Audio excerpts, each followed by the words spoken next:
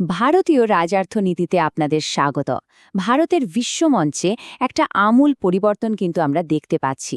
যে দেশ এতদিন ধরে মূলত একজন ক্রেতা ছিল, সে আজ তার নিজের ভাগ্য নিজেই লিখছে। চলুন এই অসাধারণ পরিবর্তনের পেছনের চালিকা শক্তিগুলো ঠিক কী তা একটু খতিয়ে দেখা যাক। দেখুন, দশকের পর দশক ধরে ভারত ছিল বিশ্বের সবচেয়ে বড় সামরিক সরঞ্জাম আমদানিকারকদের মধ্যে একটা। এই নির্ভরতাটা কিন্তু ভারতের জন্য একটা বিরাট বড় চ্যালেঞ্জ ছিল। আচ্ছা, কার্গিল যুদ্ধের সময়ের কথা ভাবুন তো, যখন একটা সামান্য খুচরো যন্ত্রাংশের জন্য আমাদের বিদেশের দিকে তাকিয়ে থাকতে হতো।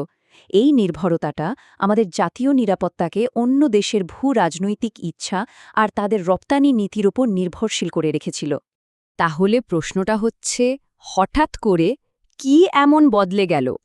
কিভাবে বিশ্বের অন্যতম বৃহৎ আমদানিকারক দেশ আজ তার নিজের প্রতিরক্ষার নিয়ম নিজেই তৈরি করছে? আজকের এই আলোচনাটা ঠিক এই প্রশ্নেরই উত্তর খোঁজার চেষ্টা করবে। এই পুরো পরিবর্তনের মূলে আছে একটা একদম নতুন ভাবনা, যা প্রতিরক্ষা ক্ষেত্রে আত্মনির্ভরতার মানেটাই নতুন করে ঠিক করে দিয়েছে। এটা শুধু সরঞ্জাম তৈরির ব্যাপার নয়, এর পেছনের দর্শনটা আসলে অনেক গভীর। এই দুটো জিনিসের মধ্যে আসল তফাৎটা বোঝা কিন্তু খুব দরকারি। পুরনো মেড ইন ইন্ডিয়ার মানে ছিল বেশিরভাগ সময়ে অন্য দেশের ডিজাইন করা জিনিস এখানে লাইসেন্সের অধীনে শুধু জোড়া লাগানো।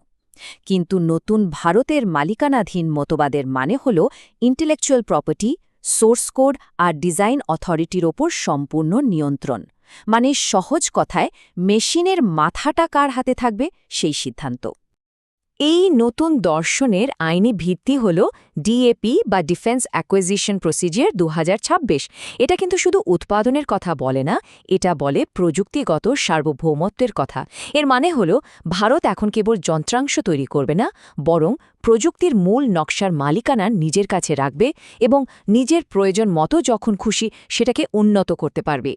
ডিএপি 2026-এর অধীনে বেশ কিছু বড়সড় কাঠামোগত পরিবর্তন আনা হয়েছে। যেমন ধরুন, এখন থেকে আইপি বা ইন্টেলেকচুয়াল প্রপার্টি প্রতিরক্ষা মন্ত্রকের কাছে চিরস্থায়ীভাবে লাইসেন্স করা থাকবে, আর টপ টিয়ার সামরিক সরঞ্জাম কেনার জন্য দেশীয় উপাদানের পরিমাণ বাড়িয়ে 60% করা হয়েছে। মানে এটা কোনো স্বল্পমেয়াদী লাভের গল্প নয়, এটা দীর্ঘমেয়াদী কৌশলগত স্বাধীনতার একটা শক্ত ভিত্তি তৈরি করছে। তো এত সব তো গেল নীতির কথা, কিন্তু প্রশ্ন হল, আসল মাটিতে এর ফলটা কি?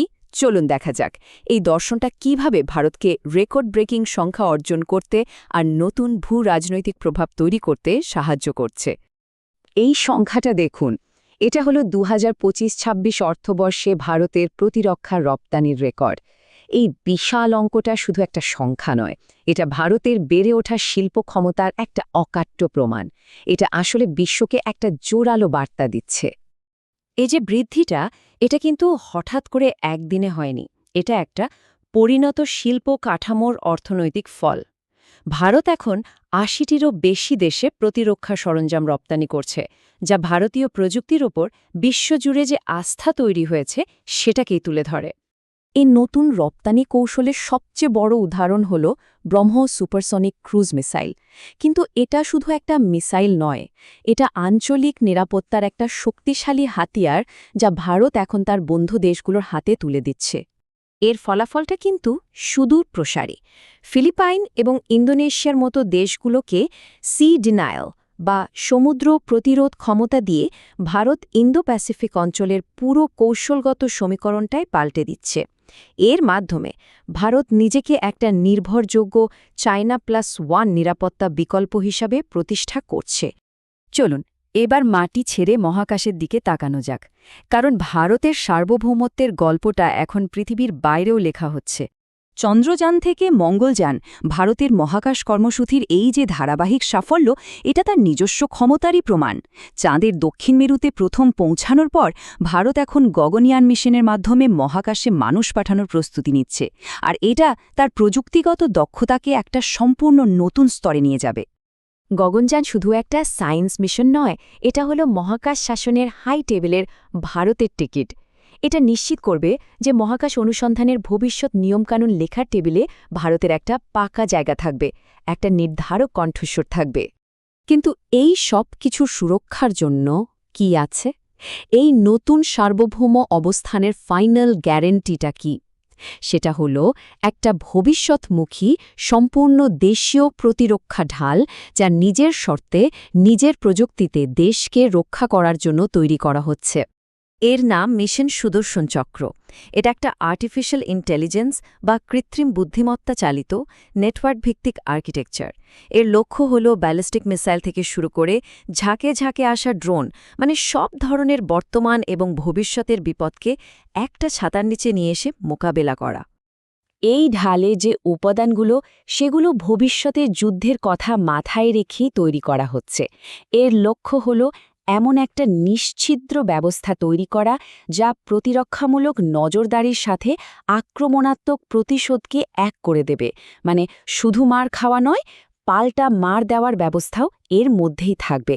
এটা ভারতের প্রতিরক্ষা ব্যবস্থাকে একটা নতুন প্রজন্মে নিয়ে যাবে।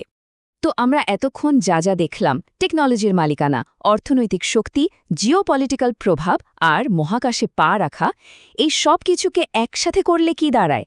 দাঁড়ায় ভারতের এক সুসংহত বৃহৎ কৌশল, আত্মনির্ভরতা মতবাদ। মানে আসল ব্যাপারটা হল নীতি, অর্থনীতি, কূটনীতি এবং প্রযুক্তি সবকিছুই একটা লক্ষ্যের দিকে একযোগে কাজ করছে। আর সেই লক্ষ্যটা হল ভারতের পূর্ণ কৌশলগত স্বায়ত্তশাসন অর্জন করা। এই কথাটা কিন্তু খুব গুরুত্বপূর্ণ। আজকের দুনিয়ায় আসল স্বাধীনতা শুধু দেশের সীমানা রক্ষা করা নয়, আসল স্বাধীনতা হল প্রযুক্তির নকশাটা নিজের হাতে রাখা, আর ভারত ঠিক সেই পথেই এগোচ্ছে বলে মনে হচ্ছে। এবং পরিশেষে এই পুরো আলোচনার মূল বক্তব্য হল এটাই: আজকের এই বহুমাত্রিক বিশ্বে, যেখানে বিভিন্ন শক্তিশালী দেশ অন্যদেরকে পক্ষ বেছে নিতে বাধ্য করতে চায়, সেখানে আত্মনির্ভরতাই ভারতের জন্য কৌশলগত স্বাধীনতা নিশ্চিত করার একমাত্র পথ। এটা শুধু একটা প্রতিরক্ষা নীতি নয়, এটা ভারতের ভবিষ্যৎ নির্ধারণের একটা দর্শন।